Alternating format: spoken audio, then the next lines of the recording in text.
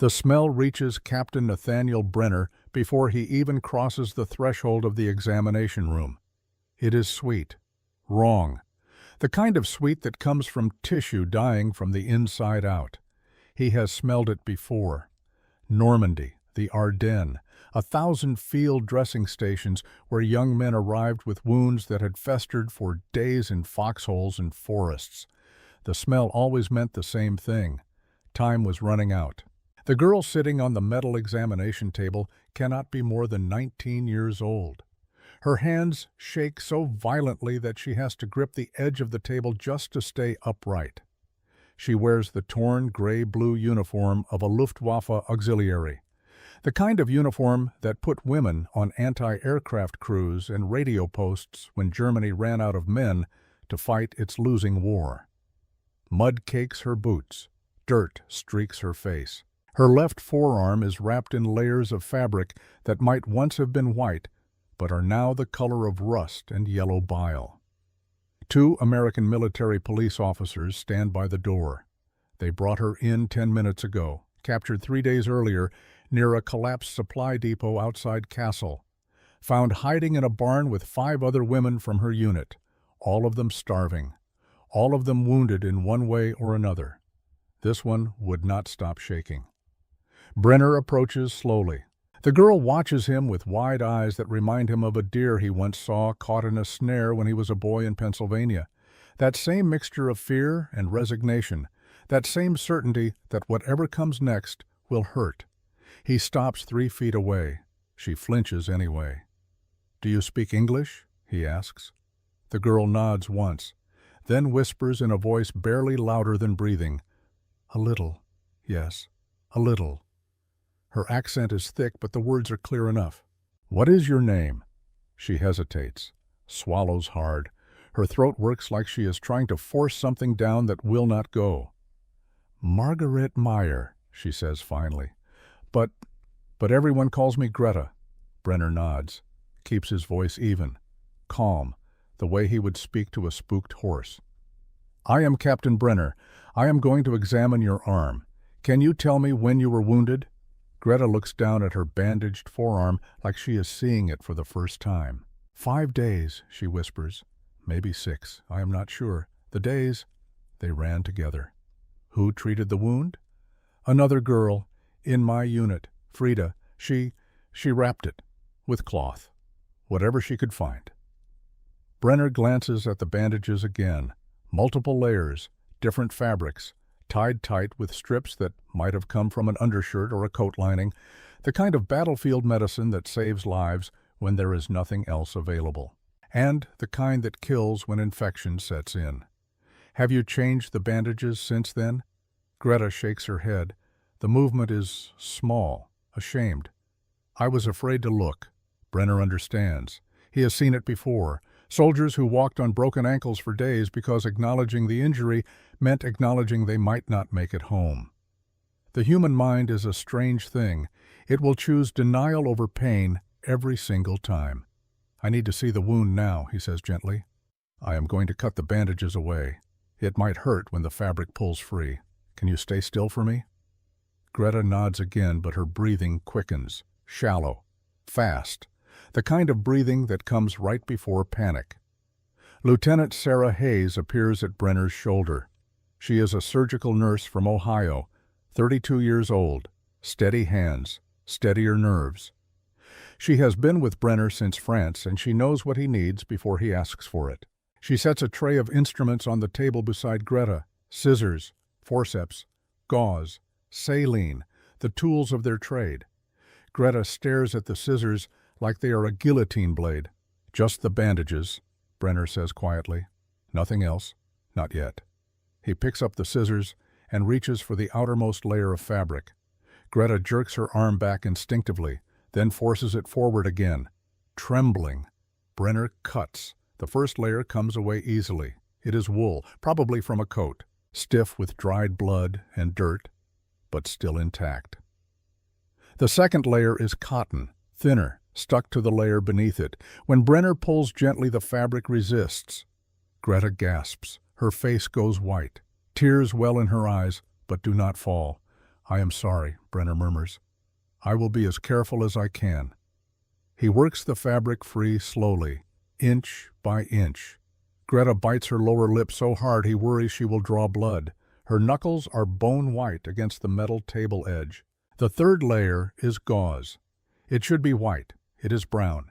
Yellow at the edges. When Brenner touches it, his fingers come away damp.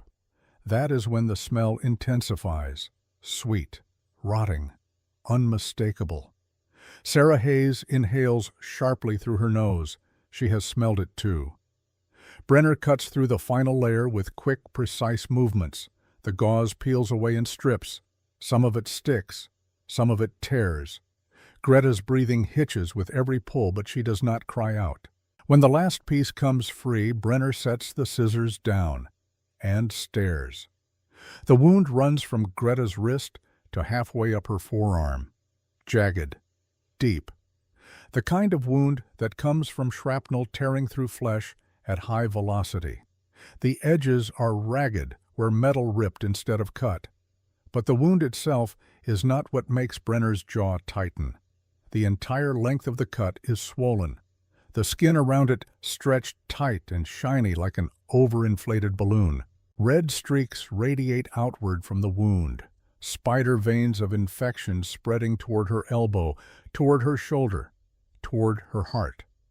In the center of the wound there is pus, thick, greenish-white, pooling in the deepest part of the cut where muscle tissue should be pink and healthy. Instead, the muscle is gray, black in places, dead. Brenner touches the skin near the edge of the wound with 2 fingers. It is hot, fever hot, the kind of heat that radiates from infection burning through tissue faster than the body can fight it. Greta looks down at her arm. She sees what Brenner sees, and she breaks. It is not a scream, it is not a sob, it is something quieter and more terrible, a sound that comes from deep in the chest where hope dies and certainty takes its place. The sound of someone realizing they are not going to survive. "Oh God," she whispers. "Oh God, oh God, oh God." Her whole body begins to shake, not just her hands now, everything. Her shoulders, her legs, her head, shaking like she is freezing to death in the middle of a field hospital in April. Brenner puts a hand on her shoulder, firm, grounding. "Greta, look at me." She does not look. She stares at the wound, at the infection spreading like fire through dry grass, at the proof that her body is failing her. "Greta." Brenner's voice is sharper now, command voice, the one that cuts through the shock. "Look at me." She drags her eyes up. Tears stream down her face, but she meets his gaze. "Your wounds are spreading," Brenner says slowly, clearly, making sure she understands every word. "The infection has reached the deep tissue. Without immediate intervention, you will lose the arm by morning. Do you understand?" Greta nods. Her lips move, but no sound comes out. Brenner leans closer. "I need to clean this wound. I need to cut away the dead tissue. If I do not do it now, the infection will reach your bloodstream. If it reaches your bloodstream, you will die. Do you understand?" Another nod, smaller this time. "Will you let me help you?" Greta's eyes search his face, looking for something. Truth, maybe. Or mercy. Or just proof that he means what he says. Then she whispers a single word. "Please."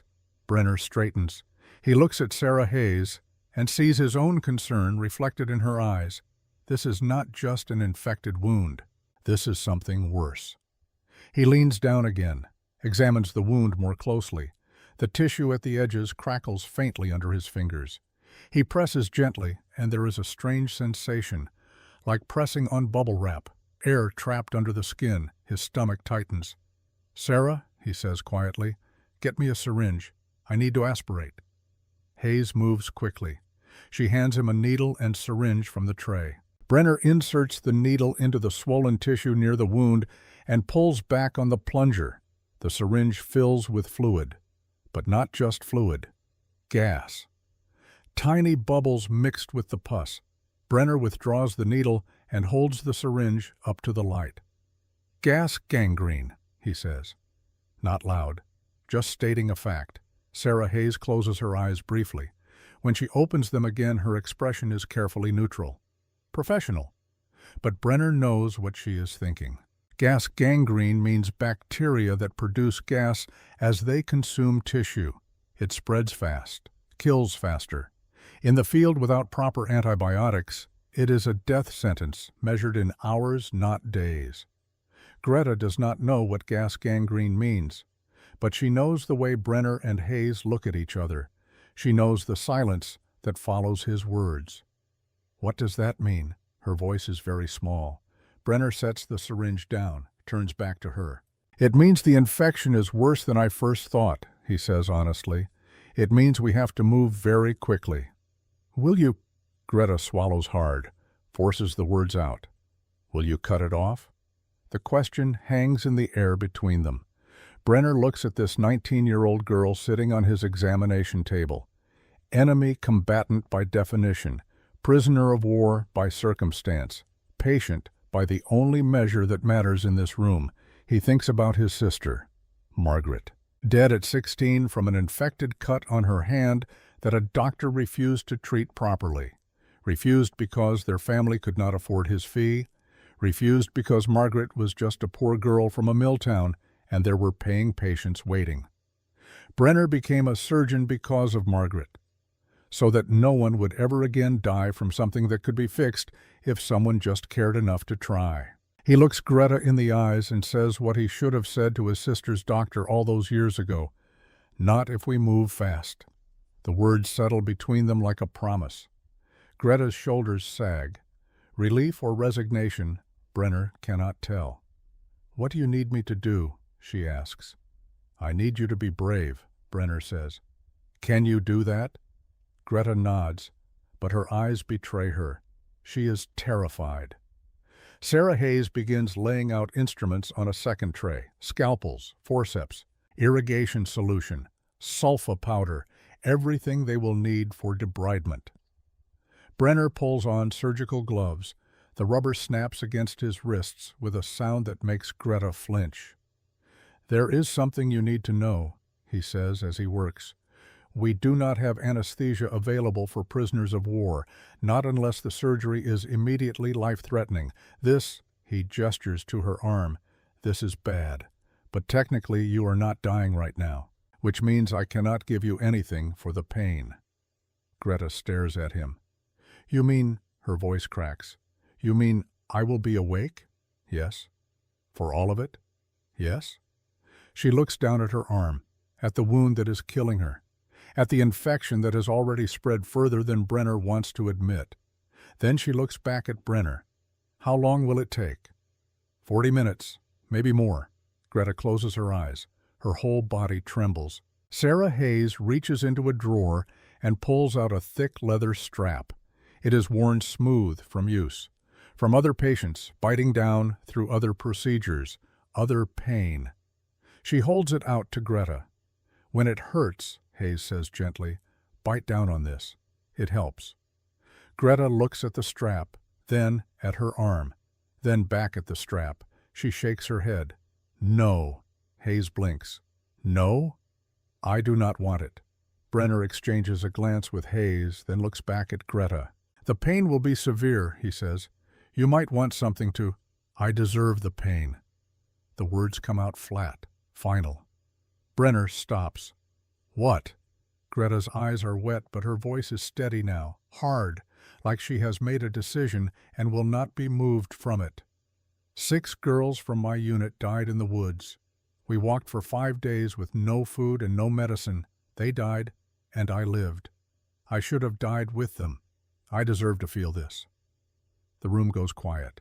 Brenner has heard this before. Survivor's guilt. The irrational certainty that living when others died is a crime that demands punishment. He has seen soldiers refuse morphine after amputations, seen men tear out their own stitches because they believed they did not deserve to heal. It never stops being awful. He crouches down so he is eye level with Greta. Listen to me, he says quietly. Pain is not punishment. Pain is just pain. It does not care whether you deserve it or not. It just hurts. and there is no honor in suffering when you do not have to. Greta meets his eyes. Hers are bright with unshed tears. "But I do have to," she whispers. "Do you not see? If I do not feel it, if I do not remember, then they died for nothing." Brenner holds her gaze for a long moment. Then he nods slowly. "All right," he says. "No strap." He stands, turns to the instrument tray, picks up a scalpel, and tests the edge with his thumb. Behind him, he hears Greta take a deep, shuddering breath. "Captain Brenner?" He turns. "Will it work?" she asks. "Will you save my arm?" Brenner looks at the wound, at the infection spreading like poison through her flesh, at the girl who is too young to be here and too broken to believe she deserves to survive. He thinks about Margaret again, about all the people who die because someone decides they are not worth saving. "Yes," he says, "it is not a promise he can keep. But it is the only answer he has." Greta nods once, then grips the edge of the table with both hands and closes her eyes. "I am ready," she whispers. Sarah Hayes moves to Greta's side, places one hand on her shoulder, not restraining, just present. Brenner picks up the scalpel and begins. The first cut is shallow. Brenner trims the edge of the wound where the skin has begun to die. The tissue is gray, lifeless. It comes away under the scalpel blade like old leather. Greta's hands tighten on the table edge. Her knuckles go white, but she does not make a sound. Sarah Hayes stands beside her. One hand rests on Greta's shoulder, steady, grounding. A silent reminder that she is not alone in this. Brenner works quickly. His movements are precise, economical. 20 years of surgical training distilled into muscle memory. Cut, examine, remove, cut again. The scalpel whispers through dead tissue. Greta's breathing quickens. Short, shallow gasps that come faster with each pass of the blade. She keeps her eyes closed, squeezes them shut so tight that tears leak from the corners and run down her temples. Brenner reaches the deeper layers of the wound. The infection has tunneled into the muscle, created pockets of pus buried beneath healthy tissue.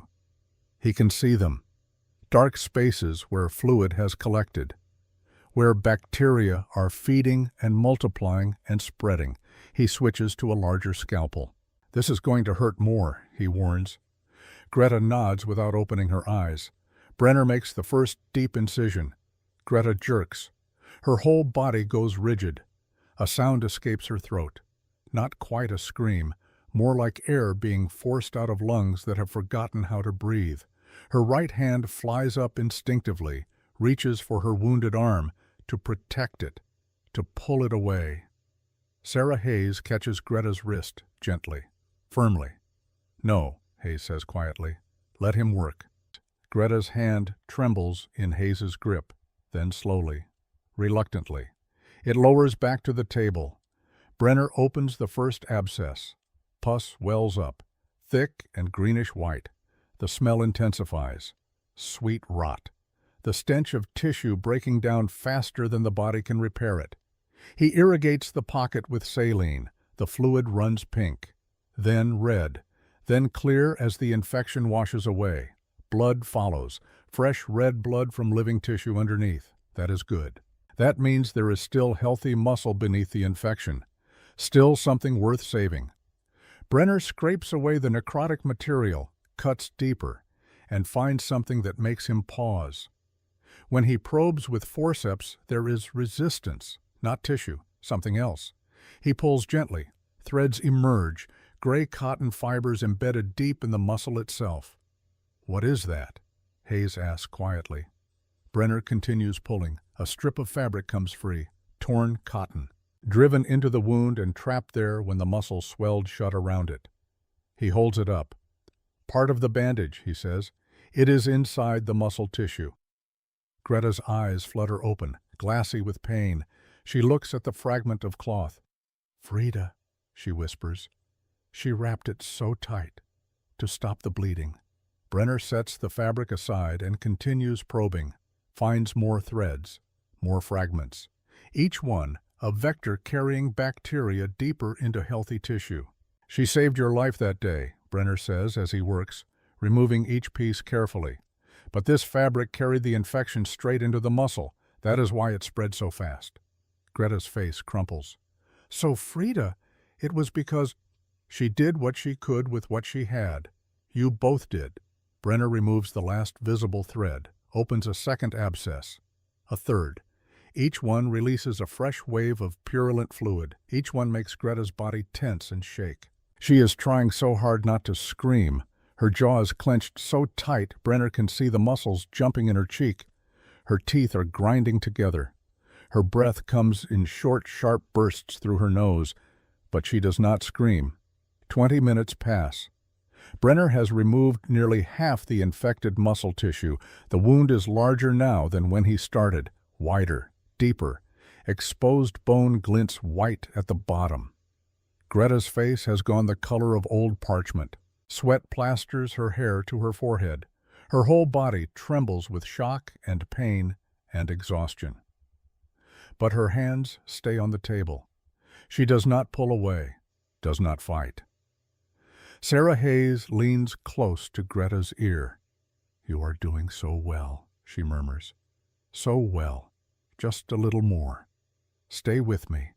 Just a little more." Greta's eyes flutter open, glassy, unfocused. She looks at Hayes without really seeing her.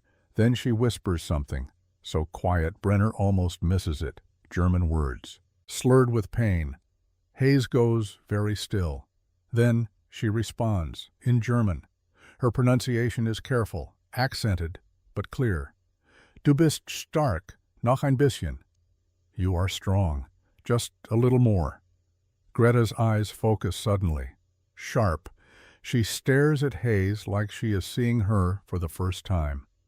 "Sie sprechen Deutsch?" Her voice is barely audible. Hayes nods. "Ein wenig. My grandmother taught me, before she died." "Where?" Greta has to stop. Breathe, try again. "Where was she from?" "Hamburg." Greta's face crumples. Fresh tears spill over. "I am from Hamburg," she whispers. The words hang between them. Two women, enemy nations, same city, connected by a thread so thin it should not matter. But in this moment it is everything. "What was her name?" Greta asks. "Your grandmother." "Helene Fischer." Greta closes her eyes. "My street, Fischerstrasse, Fischer Street." Maybe she knew it. Maybe. Something shifts in the room. Some invisible weight lifting. Not gone, just lighter. Greta's grip on the table loosens slightly. Her breathing steadies. She is still in agony, but she is no longer alone in it. Brenner continues working, cutting, draining, irrigating. The pile of blood-soaked gauze on the tray grows higher. 30 minutes now. He is nearly done. The wound is clean, raw and bleeding, but clean. No more gray tissue, no more pockets of infection. Just exposed muscle and bone and blood vessels that pulse with living circulation. He packs the wound with sulfa powder. The white crystals stick to the wet tissue. They will fight the bacteria, kill what is left of the infection, give Greta's body a chance to heal. Then he begins the wrapping, layer after layer of clean white gauze, tight enough to compress the wound, not so tight it cuts off circulation. Greta's breathing has changed, slower now, deeper. She is still crying, but the tears are different, not pain anymore. Relief, maybe, or disbelief that it is finally over. Brenner ties off the last layer of bandage. "Done," he says. The word sounds strange in the quiet room, too simple for what they have just been through. Greta does not respond. She lies very still, staring at the ceiling, her face wet with tears and sweat. Sarah Hayes retrieves a damp cloth and gently wipes Greta's face, forehead, cheeks, temples. The simple kindness of it seems to break something inside Greta. She turns her face away and sobs, deep, wrenching sobs that shake her whole frame. Hayes lets her cry, just keeps one hand on her shoulder. Present. Brenner strips off his gloves. His hands are steady, but there is blood under his fingernails. Always is after a procedure like this, no matter how careful he is. "The worst is over," he tells Greta quietly. Greta does not answer, cannot answer. She just cries and cries like she has been holding it in for 5 days and can finally let go. 2 orderlies arrive to move her to the recovery ward. They lift her onto a stretcher. She winces as they jostle her arm, but makes no sound. As they carry her out, Greta turns her head, looks back at Brenner. Her lips move, forming words he cannot hear over the sound of boots on concrete, but he reads them anyway. "Thank you." He nods once, then she is gone. Sarah Hayes begins cleaning the instruments, dropping scalpels and forceps into a metal pan with sharp clinks. "Gas gangrene," she says quietly. Not a question, a statement. "Yes." "How much time does she have?" Brenner looks at the pile of bloody gauze, at the instruments stained with infection. 12 hours, he says. Maybe less. If the infection is in her bloodstream, the sulfa powder will not be enough. Hayes is quiet for a moment, then asks the question they are both thinking. "Should we have amputated?" Brenner considers, weighs the options he has weighed 100 times before. Amputation means certainty.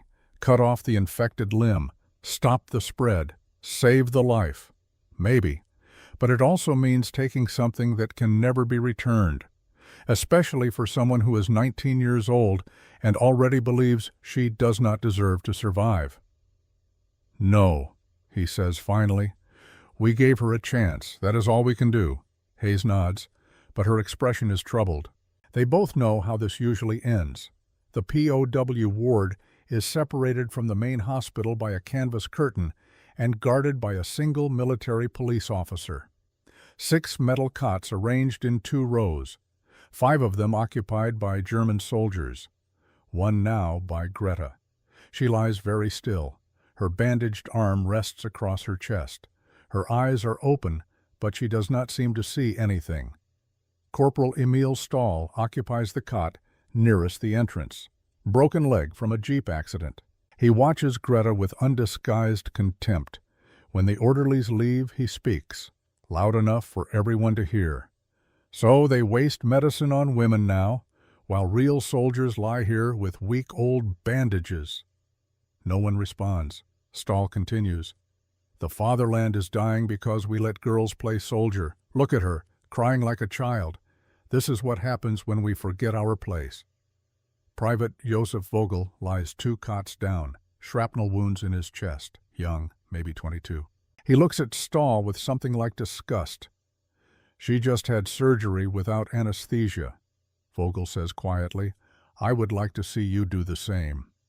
Stahl snorts. "I would not have needed it. Men endure, women break." Greta gives no sign she hears them.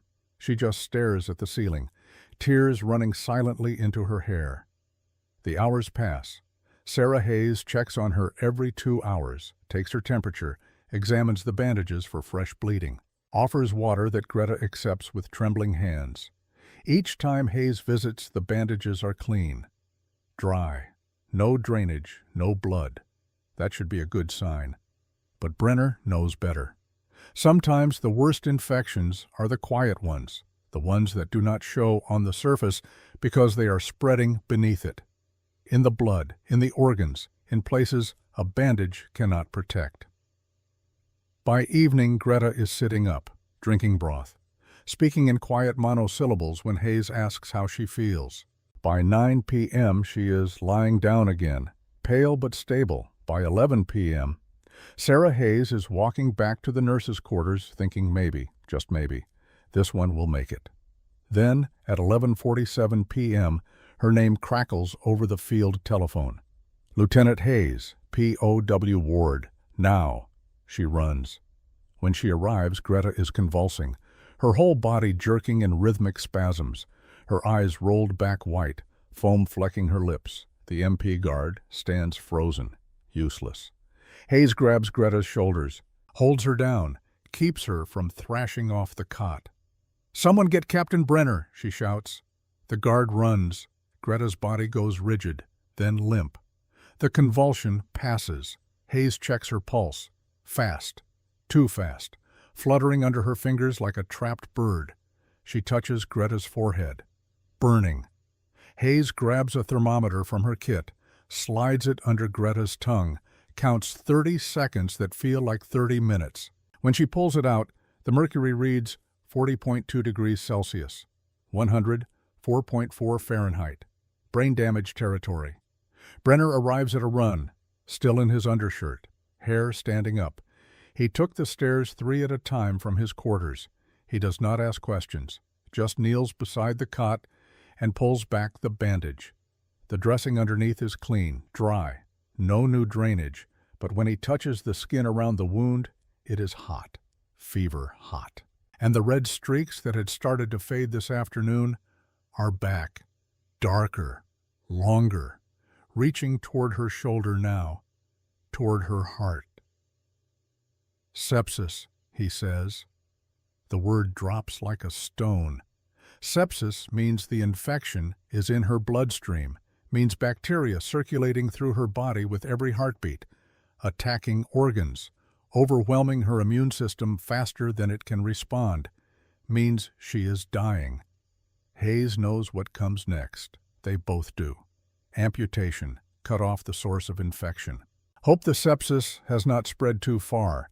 Hope her body can fight off what remains once the primary source is gone. But Brenner is staring at Greta's arm, at the red streak spreading upward, and his face is troubled. It is not just the wound, he says slowly. Hayes frowns. What? The infection. Look at the pattern. It is spreading too fast, too evenly. He traces the red lines with one finger. They branch like lightning, following blood vessels, following lymph nodes. This started hours ago, Brenner says. Maybe during the surgery, maybe before. Cutting off the arm now will not stop it.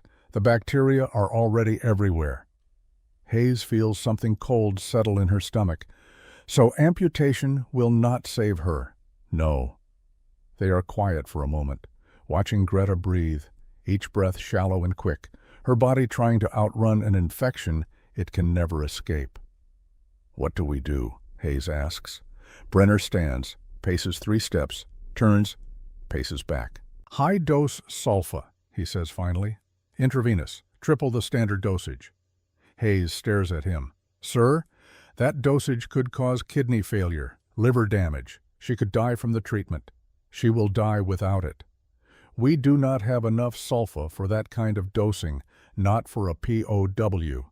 Brenner's jaw tightens. Then we use what we have, and we hope it is enough. He looks at Hayes.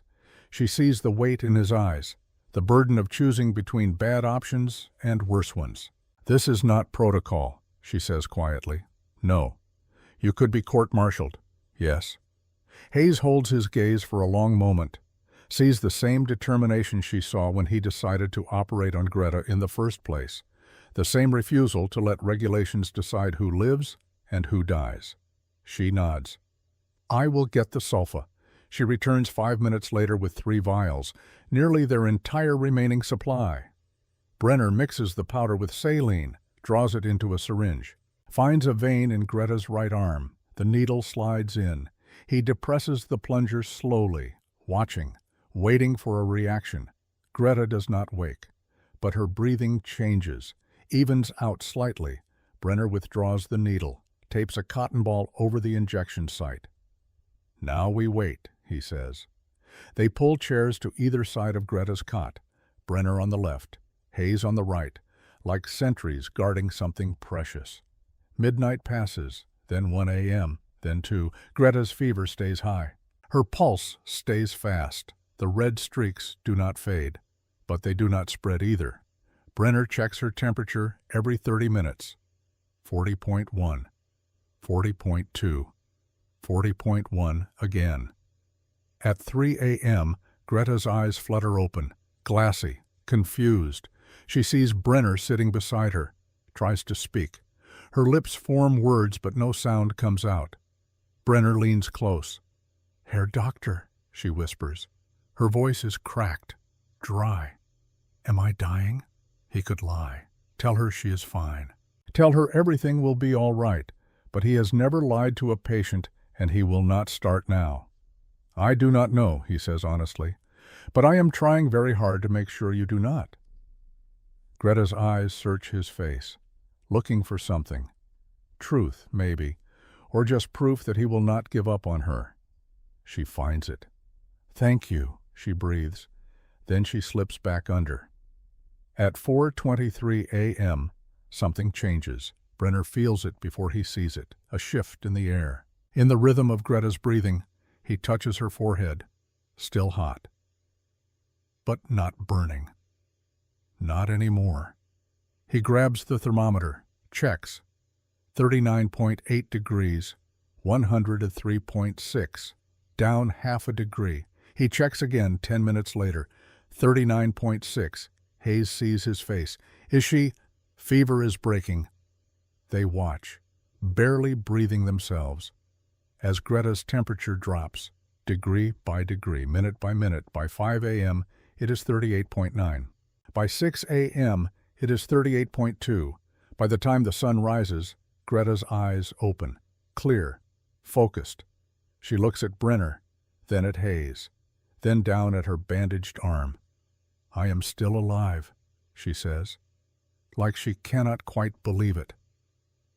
Brenner unwraps the bandage, slowly, carefully. The wound looks better. The swelling has decreased. The redness has stopped spreading. The skin feels cooler under his fingers. The infection has not disappeared, but it has stopped advancing. She is going to keep her arm. Greta stares at the wound, at the thick line of stitches holding her torn flesh together, at the proof that her body has fought and won. I thought, her voice breaks, I thought I was going to die. Brenner rewraps the bandage, ties it off securely. Not today, he says. Greta closes her eyes. Tears leak from the corners, but she is smiling. For the first time since she arrived, she looks like what she is, 19 years old, alive, and maybe, just maybe, going to stay that way. The days that follow blur together like watercolors running in rain. Greta sleeps, wakes, sleeps again, her body fighting battles she cannot see. White blood cells against bacteria, healthy tissue against dying flesh. Life against death measured in degrees of fever and milliliters of drainage. Sarah Hayes changes her bandages twice daily, morning and evening, each time unwrapping the gauze with careful hands, examining the wound for signs the infection is returning. Each time the wound looks better, the swelling decreases, the redness fades. The angry red streaks that reach toward her shoulder retreat inch by inch back toward the original injury site. On the third day, Greta can sit up without help. On the fifth day, she can hold a spoon in her left hand. The grip is weak, the hand shakes, but she can do it. On the seventh day, she asks for a mirror. Hayes hesitates, then brings one. Greta stares at her reflection. At the hollow cheeks and dark circles and hair that hangs limp and unwashed, she looks like she has aged 10 years in 10 days. But she is alive. I look terrible, she says. Hayes smiles. You look like someone who fought a war and won. Greta sets the mirror down, looks at her bandaged arm. Did I? She asks quietly. Win? You are still here. That counts. The POW ward has changed in the week since Greta's surgery. The hostility that hung in the air like smoke has dissipated, replaced by something else, not quite camaraderie, more like mutual recognition. They are all prisoners, all wounded, all waiting to learn what comes next. Corporal Emil Stahl no longer makes comments about women in uniform. He watches Greta during bandage changes with an expression that might be respect or shame, or both.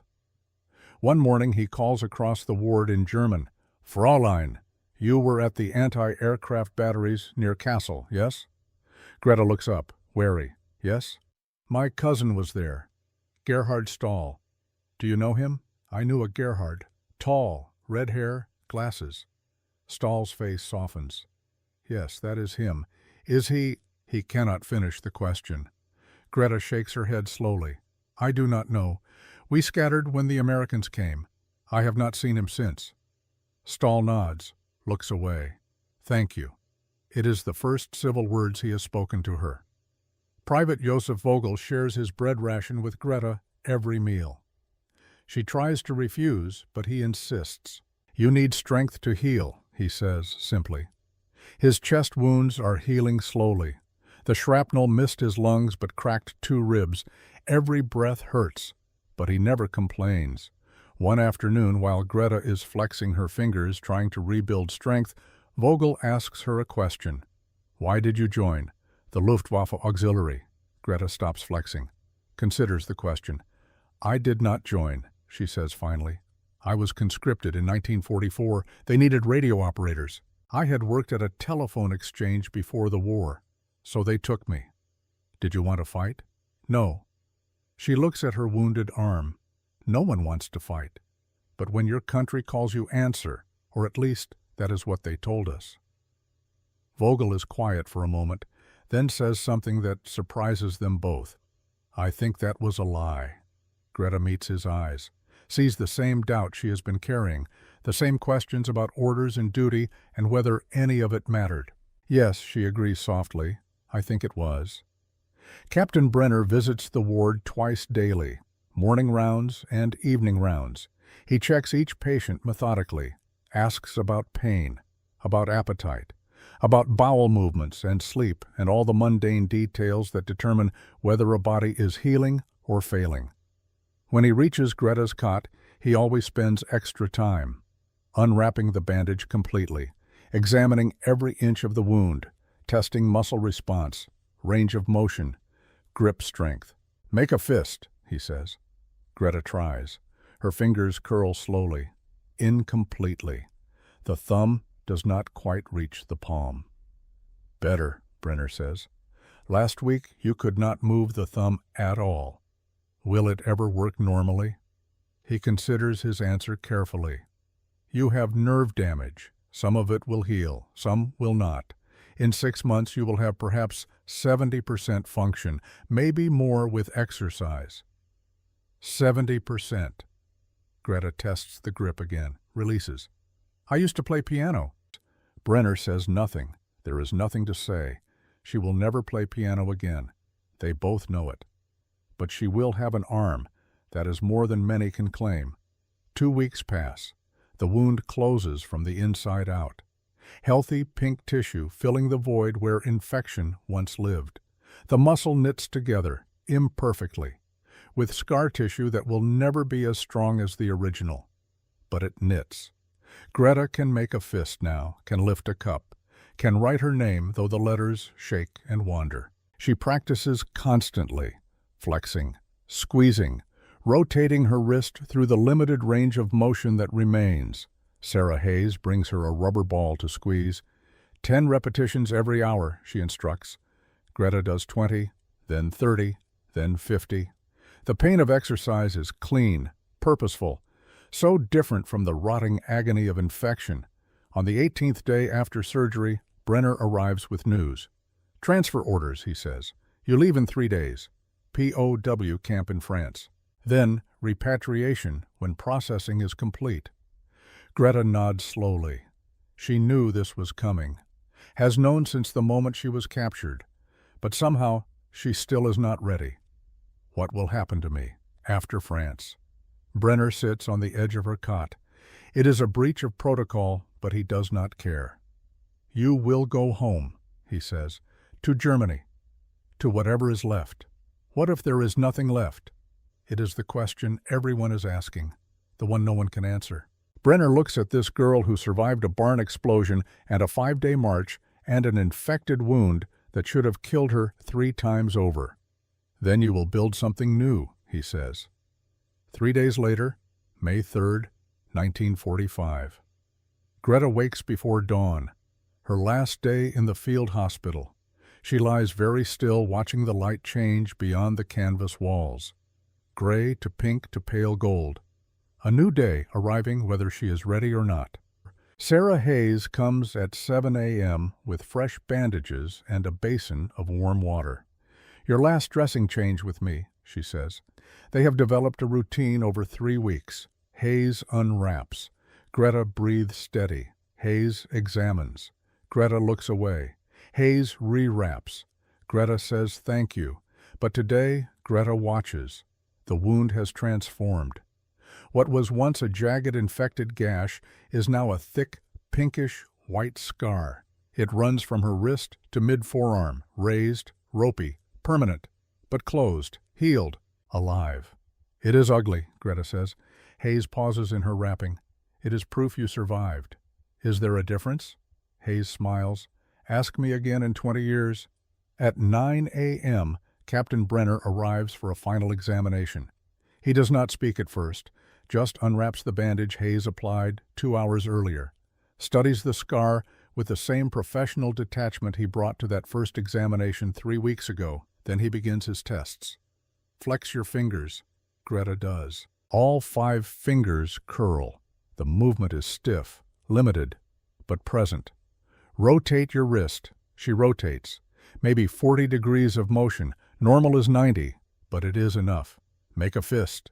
She makes a fist. The thumb still does not quite reach the palm, but it is close. Brenner presses along the length of the scar, checking for hot spots, for swelling, for any sign the infection might return. Everything is cool, quiet, healed. The wound is healed well, he says. You will have full use of this arm, not perfect, but functional. It is what he has been telling her for days. But this time it sounds different, final, real. Greta looks at him, this American doctor who cut her open and put her back together, who sat by her cot through the night when she was dying, who used medicine meant for his own soldiers to save an enemy. The question has been building in her for 3 weeks. She has to ask it now, before she leaves, before she never sees him again. Why did you do this, she asks. Brenner could give a simple answer, could talk about the Geneva Convention, or medical ethics, or the oath he took when he became a doctor. But he looks at Greta and sees something more than a patient. He sees a girl who has been told her whole life what she is worth, what she deserves, who she is allowed to be. And he thinks about Margaret, about the doctor who decided she was not worth saving because she could not pay. You are the enemy, Greta continues. Her voice is steady, clear. I shot at your planes. My friends killed your soldiers. You could have let me die. It would have been easier, safer. No one would have questioned it. Brenner is quiet for a long moment. Then he says what he has been learning to say for 20 years, what he needed someone to say to that doctor who turned Margaret away. You are not my enemy, he says. You are a patient, and that is the only thing that matters in this room. The words settle between them like a covenant. Greta's eyes fill with tears, but she does not look away. I will remember that, she whispers. For the rest of my life, I will remember that someone saw me as a person, not a German, not a soldier, not the enemy, just a person who needed help.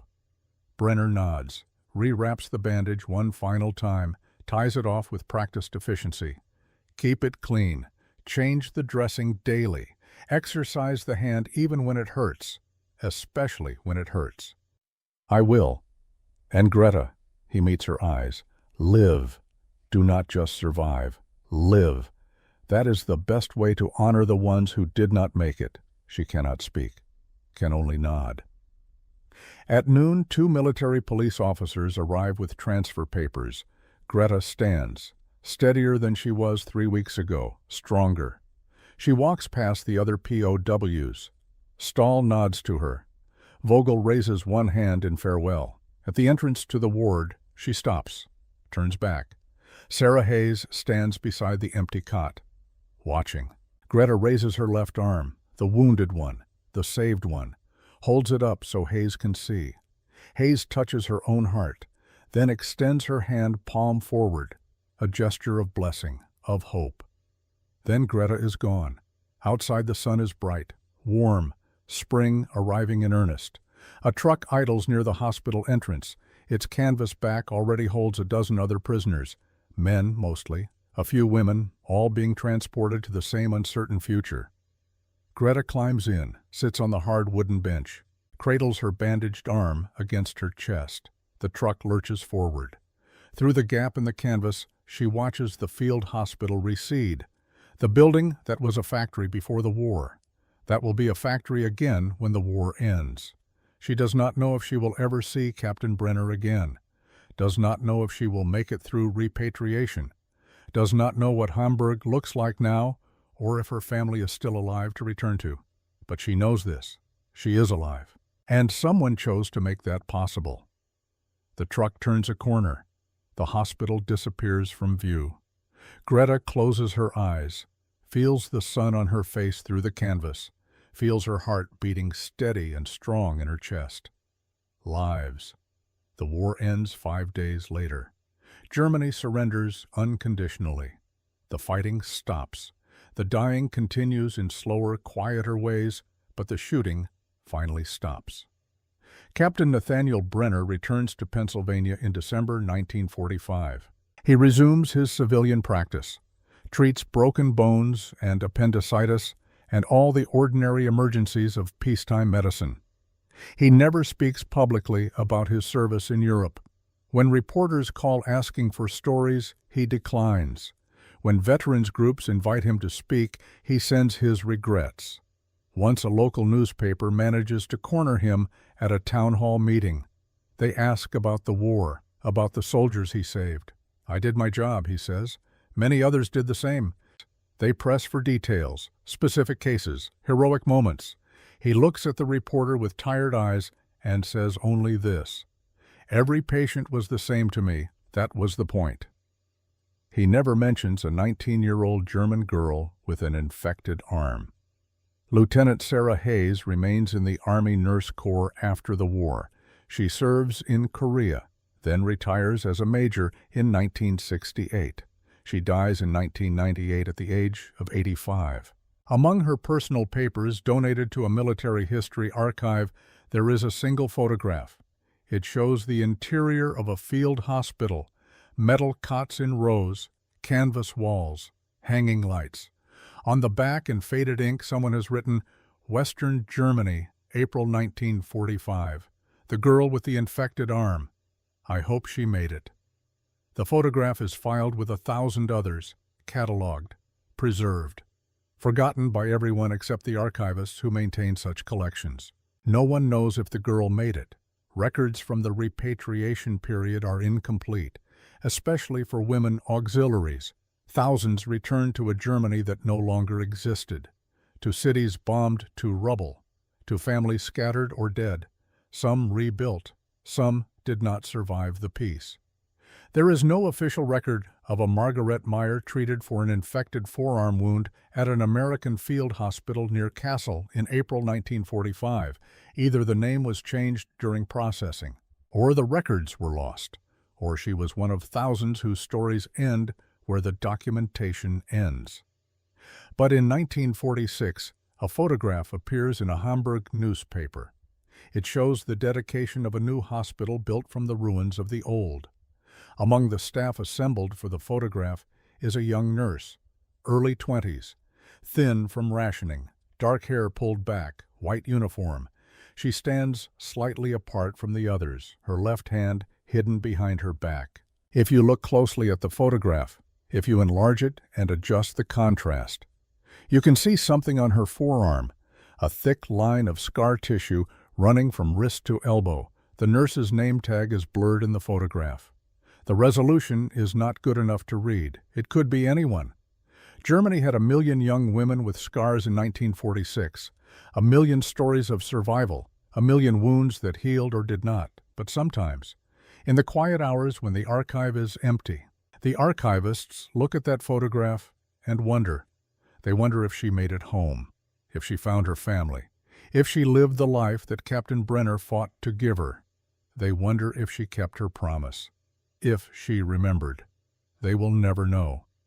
But what they know is this: in a war that killed 60 million people, the decision to save even one life mattered. It mattered because medicine does not take sides, because suffering is suffering regardless of the uniform it wears, because a patient is a patient, and that is enough. The photograph remains in the archive, filed under German Medical Services, Post-War Reconstruction, 1946. Unidentified, unclaimed, unknowable, but not forgotten, never forgotten.